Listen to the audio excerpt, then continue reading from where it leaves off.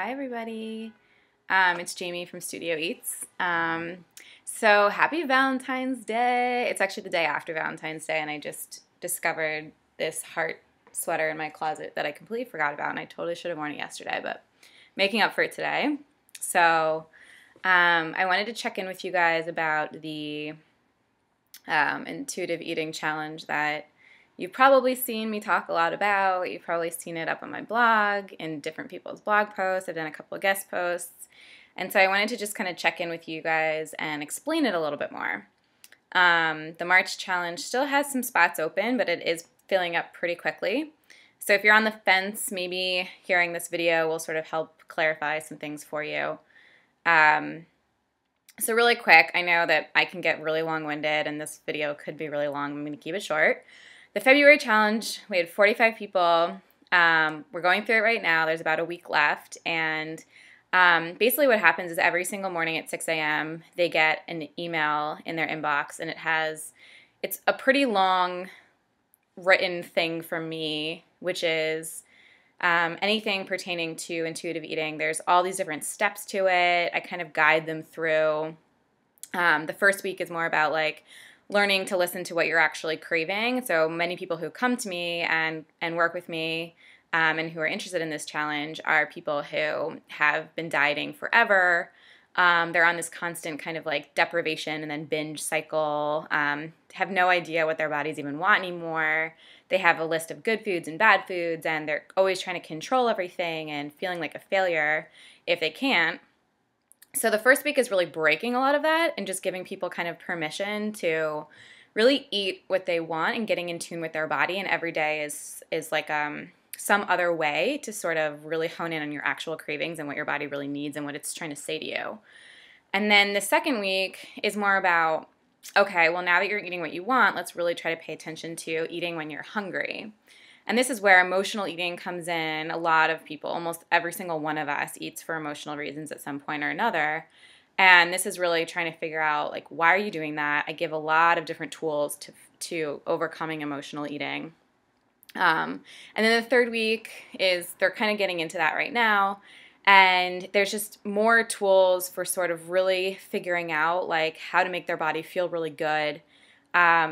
It goes beyond eating. I'm trying to expand them into like self-love and self-care and really, really like understanding their intuition, not only with food, but with everything in their lives and sort of how it's all linked together. And I think they're really starting to see how respecting your body is really at the core of intuitive eating.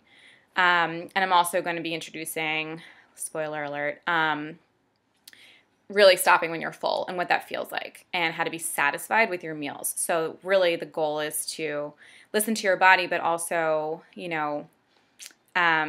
make choices that make you feel really good every day, like make you feel your best while also not feeling deprived. And that's a tricky balance. So I'm really working with them and getting there. We do talk about exercise, we talk about other components as well, but that's sort of like the main crux of it. The March challenge, I'm adding 2 coaching calls. There's one at the beginning, one at the end, because I found that people have such unique situations and keep reaching out to me with like their personal situations.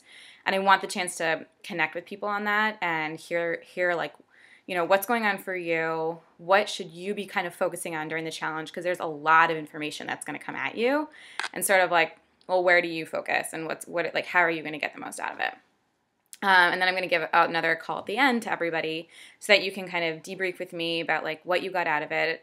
Even now I think today is day 15 and people are all in different places with it. And like I'm getting a lot of messages and emails and we have a Facebook group that's really active and people are kind of posting like where they're at with it and everyone's sort of in a different place. So I thought at the end we can kind of talk about, okay, well, where are you at and how like can you move forward with this into your life? So I definitely encourage you, if this speaks to you at all, if you have issues with emotional eating, with controlling your diet, with breaking the diet mentality, with you don't really know what to eat, you're not really in tune with your body, like things aren't just really flowing for you, things aren't easy, like you have weight to lose and you're struggling with that, any of these things, you are someone who would get a lot out of the intuitive eating challenge, I guarantee it. So definitely check out the page called Intuitive Eating Challenge over on the side of my blog. All the information is there. And just email me if you want to sign up. Like I said, there's still some space left, but I'll probably close it at the end of the week so that I can start scheduling the coaching calls before the challenge starts on March 1st. So really looking forward to having you guys, and it's something that I absolutely 100% believe in. It's changed my life, really. It's changed the way that I look at myself, the way that I eat. It's changed so many things for me. You can read more about that in my health journey post. But yeah, looking forward to having you guys be a part of it. And if you have any questions, feel free to email me. Have a good day. Bye.